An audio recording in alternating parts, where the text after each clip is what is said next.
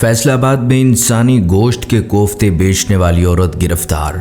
बिस्मिल्लाहिर्रहमानिर्रहीम। अस्सलामुअलैकुम प्यारे दोस्तों। फैसलाबाद वो शहर जो अपने जायके, अपने नाश्तों और अपनी पुरानी रवायात के लिए जाना जाता है। यहाँ की गलियों में सुबह सवेरे चने, कोफ्ते और अंडों की खुशबू बस जाती है। इन्हीं गलियों में एक होटल भी था जिसका नाम था मुकर्रम कोफ्ता हाउस। एक पुरानी सी दुकान, लकड़ी की मेजें, धुआं उड़ता चूल्हा और बाहर कतार में खड़े लोग। ये वो जगह थी जहां मजदूर तबका रोज खाना खाने आता था। यहाँ के चना कोफ्ते आम मार्केट से सस्ते मिल जाते थे। गरीब हो या अमीर, सभी को यहाँ का जायका पसंद था। लोग कहते थे फैसलाबाद के अगर मुकर्रम के कोफ्ते न खाए तो समझो कुछ भी नहीं खाया। होटल को एक औरत मुकर्रम बीबी चलाती थी। लोग इसे मेहनती और नरम मिजाज समझते थे, मगर किसी ने सोचा भी न था कि इस छोटी सी दुकान के अंदर एक दिन ऐसा राज खुलेगा जो पूरे शहर को हिला देगा। फिर एक सुबह हमेशा की तरह रश लगा हुआ था। चाय, पराठे, कोफ्ते सब कुछ चल रहा था। इसी दौरान एक ग्राहक ने अपनी प्लेट में कुछ ऐसा देखा कि उसके हाथ कांपने लगे। पहले सब ने समझा शायद कोई बड़ी हड्डी है, मगर गौर से देखने पर एहसास हुआ ये तो इंसानी उंगली है। फिर जैसे पूरे होटल की फिजा रुक गई, चीखो पुकार मच गई। पुलिस पहुंची, तफ्तीश शुरू हुई और वहीं से ये मामला एक ऐसे रुख पर गया जिसने फैसलाबाद के मशहूर नाश्ता पॉइंट को डरावने नाम में बदल दिया। अब सवाल ये था कि ये गोश्त कहाँ से आता था? क्या वाकई वो उंगली किसी इंसान की थी? और हाँ, तो फिर इसके पीछे कौन था? दोस्तों, ये सब कुछ जानने के लिए इस वीडियो को आखिर तक जरूर देखिएगा, क्योंकि इस वीडियो में आप ये भी जानेंगे कि ऐसा ही एक वाकया लाहौर में भी पेश आया था, जहां कब्रों से लाशें निकालकर कोरमा बनाने वाली औरतें गिरफ्तार की गईं। और हैरानकुन बात यह है कि ये पाकिस्तान में कोई नई कहानी नहीं। मरी हुई मुर्गियां, बीमार जानवर, इनका गोश्त पिज़्ज़ा, बर्गर और शवारमा में डालकर आवाम को खिलाना तो आम बात बन चुकी है। मगर अब जो खबरें फैसलाबाद और लाहौर से आ रही हैं वो इससे आगे जा चुकी हैं कि इंसानी गोश्त को बाकायदा हलाल के नाम पर बेचा जा रहा है। नाजरीन, सबसे पहले तो ये वाकया जान लीजिए कि फैसलाबाद में इतवार का दिन था। छुट्टी के दिन लोगों की कोशिश होती है कि इस दिन घर के कामों से ज़रा जान छुड़ाएं और नाश्ता बाहर से करें। इसलिए आज भी शहर की बेशतर दुकानें बंद थीं, मगर मुकर्रम कोफ्ता हाउस के बाहर हमेशा की तरह रश लगा हुआ था। ये वो जगह थी जहां मजदूर तबका, रिक्शा ड्राइवर और आम लोग सुबह का नाश्ता करने आते थे। एक प्लेट चना कोफ्ता, 2 पराठे और साथ में लस्सी, बस दिन बन जाता। दूसरे होटल वाले जब रेट बढ़ाते जा रहे थे, मुकर्रम बीबी हमेशा कहती, बेटा रेट बढ़ाओगे तो ग्राहक भाग जाएगा, थोड़ा नफा रखो लेकिन बरकत वाली कमाई करो। इसकी यही बात अक्सर लोगों के दिल को छू जाती। ताजर तबका हैरान था कि आखिर वो इतना सस्ता खाना बेचकर नुकसान में कैसे नहीं जा रही।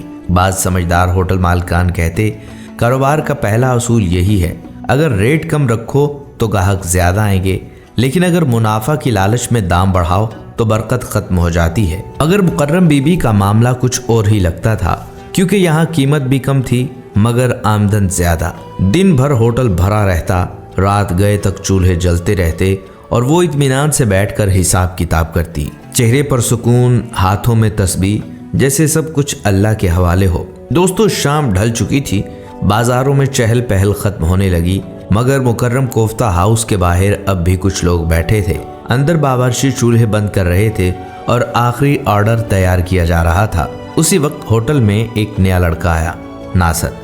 उम्र बमुश्किल 20 साल, दुबला पतला मगर काम में चुस्त।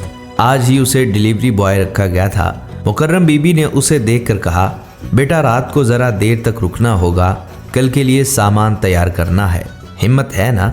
नासर ने मुस्कुराकर कहा, जी बीबी, मेहनत से मैं नहीं डरता। रात के 10 बजे के करीब बाकी सब मुलाजिम जा चुके थे। होटल के दरवाजे बंद हो चुके थे। सिर्फ मुकर्रम बीबी और नासर अंदर थे। चूल्हे के करीब बड़े बड़े पीतल के देगचे रखे थे और उनसे हल्की सी बू आ रही थी, ऐसी बू जो आम गोश्त से कुछ अलग थी। मगर नासिर खामोश रहा। थोड़ी देर बाद मुकर्रम बीबी ने कहा, बेटा जरा ये बोरी बाहर रखाओ, बस ख्याल रहे कोई देखे ना। नासिर ने बोरी उठाई। भारी थी, जैसे अंदर हड्डियों या गोश्त के बड़े बड़े टुकड़े हों। बाहर अंधेरा था, गली सुनसान वो बोरी रखने गया तो एक लम्हे के लिए बोरी का मुंह खुल गया। नासिर ठिठक के रह गया। रोशनी कम थी मगर उसने जो देखा उसका दिल धड़क उठा। एक इंसानी हाथ जैसा कुछ खून में लथपथ। वो घबरा गया, बोरी बंद की और जल्दी से अंदर आ गया। मुकर्रम बीबी ने हल्की सी मुस्कुराहट के साथ पूछा, क्या हुआ नासिर, तुम्हारे चेहरे का रंग क्यों उड़ गया? नासिर ने लरजती आवाज़ में कहा, नहीं बीबी, बस बोरी भारी थी। हाँ बेटा, गोश्त ही तो है, कल का काम है, जाकर आराम कर लो। नासिर चुप रहा मगर सारी रात आंख नहीं लगी। उसके दिमाग में वही मंजर बार बार घूमता रहा और अगली सुबह जब होटल खुला तो सब कुछ मामूल के मुताबिक था। बाजार खुलने लगे और मुकर्रम कोफ्ता हाउस के बाहर फिर से रश लग चुका था। रात के सारे शक नासिर के दिल में दबे हुए थे मगर वो खुद से कह रहा था, शायद मैंने गलत देखा हो, शायद रोशनी का धोखा था। मुकर्रम बीबी मामूल के मुताबिक काउंटर पर बैठी थी। चाय, पराठे और कोफ्ते के आर्डर आ जा रहे थे। चूल्हे पर भाप उड़ रही थी और लोग खुशबू से बेचैन। इसी दौरान एक खानदान बैठा, माँ, बाप और उनका 10 साल का बच्चा। बच्चे ने प्लेट में से कोफ्ता उठाया और अगले ही लम्हे चीख मार दी। पहले तो सब चौंक गए, फिर उसने अपनी उंगली की तरफ इशारा किया। नहीं, अपनी नहीं, बल्कि प्लेट में मौजूद कोफ्ते के साथ एक इंसानी उंगली पड़ी थी, सफ़ेद नाखून समेत, जैसे अभी अभी कटी हो। हाल में खामोशी छा गई, फिर शोर मच गया। किसी ने कहा, ये क्या है? किसी ने वीडियो बनानी शुरू की और चंद मिनटों में पूरा होटल अफरा तफरी का मंजर बन गया। पुलिस पहुंची, देगचों के ढक्कन उठाए गए, किचन की तलाशी ली गई और जो वहां से निकला उसने सबके कदमों तले से ज़मीन खींच ली। फ्रीज़र में मुख्तलिफ बैग्स भरे हुए थे जिनमें इंसानी गोश्त जैसे टुकड़े पाए गए। ये खबर जंगल की आग की तरह फैल गई। टीवी चैनल्स पर ब्रेकिंग न्यूज़, सोशल मीडिया पर वायरल वीडियोस और फैसलाबाद के लोग खौफ में मुब्तला। कुछ लोग कहने लगे ये सब झूठ है, अफवाह है। मगर जब पुलिस ने मुकर्रम बीबी को हिरासत में लिया और इब्तदाई तफ्तीश में उसने जो एतराफ़ किया उसने पूरे पाकिस्तान को हिला कर रख दिया। पुलिस ने होटल को सील कर दिया। पूरे बाजार में सन्नाटा छा गया। लोग कह रहे थे, कल तक जहां खुशबू आती थी आज वहां से खौफ की बू आ रही है। मुकर्रम बीबी को हिरासत में लेकर जब तफ्तीश शुरू हुई तो शुरू में वो हर इल्ज़ाम से इनकार करती रही। बार बार कहती, मैंने कुछ गलत नहीं किया, मैं तो सिर्फ खाना बेचती हूँ, बाकी काम मेरे सप्लायर करते हैं।